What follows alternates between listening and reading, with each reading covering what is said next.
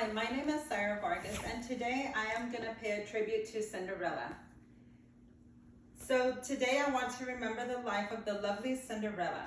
When you hear Cinderella, Cinderella, Cinderella, even the sound of the voice of those stepsisters were annoying to the mice. The wicked stepsisters calling out the most patient, beautiful, lovely woman known as Cinderella. Most of you hear this name and think, oh yes, it's the girl who lost the glass slipper. But today I want to make sure that every one of you remembers the reason why Cinderella was so special and why she deserves to be remembered. I picked Cinderella simply because she's my favorite character.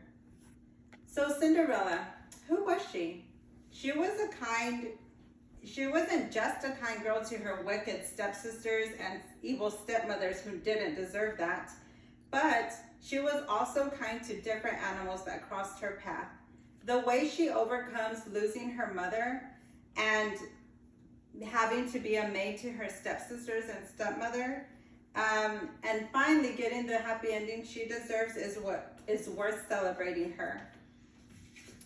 So Cinderella, she had wonderful parents who loved her so much. Her mother worked so hard and her father was such a caring father and loved her so much. When her mother passed, Cinderella's father knew that she could not be without a mother, so he ended up marrying Lady Tramiel, which is known as the evil stepmother.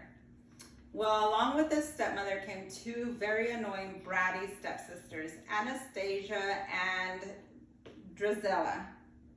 And they sure did treat Cinderella as a servant. And although her new family wasn't the best to her, she kept on going and was very kind, with the best attitude, and still managed to see the good in even them. So while keeping up with all her chores, Cinderella makes friends with mice, horses, birds, and even the not-so-nice cat, Lucifer. That's just the kind of person she was. The animals helped Cinderella with all of her chores and just about anything, just to make her smile and to make the workload easier on her. They saw the way she struggled, the way her stepmother and her stepsisters treated her, and they knew she didn't deserve that.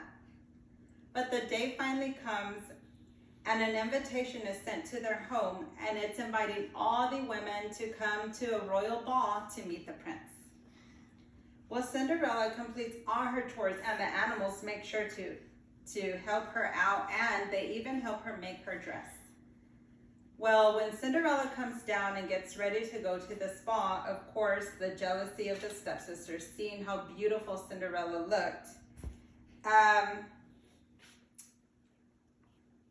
ruined her dress, and then causing her to cry. But thankfully, she, of course, had a very lovely, kind fairy godmother who fixed her, made her a brand new, even more beautiful dress.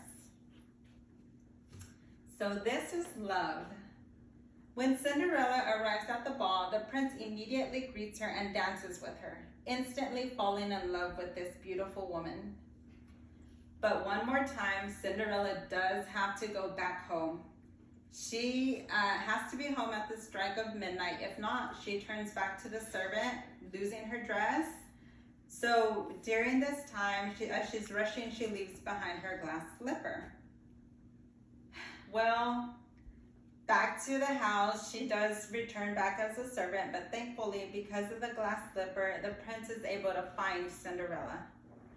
And she ends up getting her happy ending, the happy ending that she deserved. So when you hear Cinderella, Cinderella, Cinderella, the sound of this name continues to remind me, not of those annoying stepsisters, but of Cinderella, the princess who shines above all. And as the years go on, I love that I am able to watch Cinderella, this with my own daughter. I hope that she is amazed by all her kindness and that she is inspired the way I was by Cinderella, and that she continues to leave Cinderella's legacy for years to come.